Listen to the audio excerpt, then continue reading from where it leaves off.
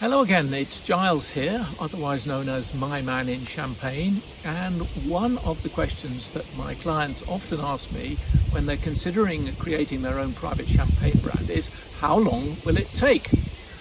So in this video I'm going to explain a little bit more about that and go through one or two of the steps along the way, part of the process. Well, I always say that you should assume that it's going to take a year, and of course it's sometimes possible to shorten that, but you never know. So to be on the safe side, assume it's going to take a year.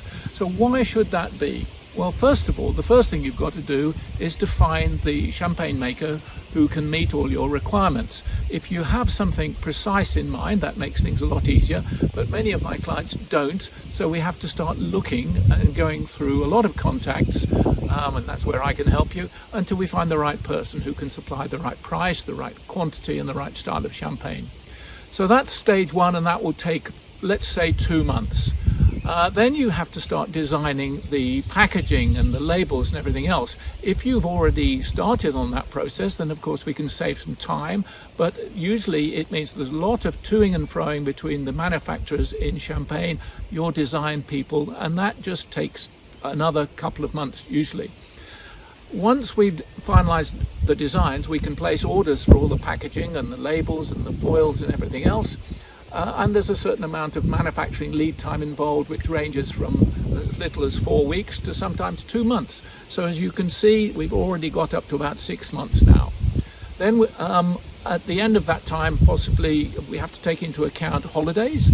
A lot of holidays in May in France, so that slows down things. Again, the month of August is sometimes very, very slow. Then in September there's the harvest, so all along the way we're losing a bit of time. So, but eventually we get the packaging all prepared and we're ready to deliver it to your chosen champagne maker, who will put it all together, disgorge the bottles, put the labels on and the foils and everything else.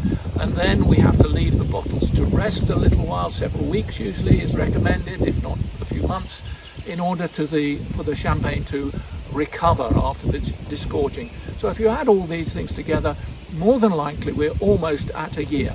So that's the answer to the question. So always assume it's going to be a year, and if you'd like to know more about that, contact me at Giles at My Man in Champagne and we can talk more. Thank you for listening and watching, and I look forward to hearing from you soon. Bye bye.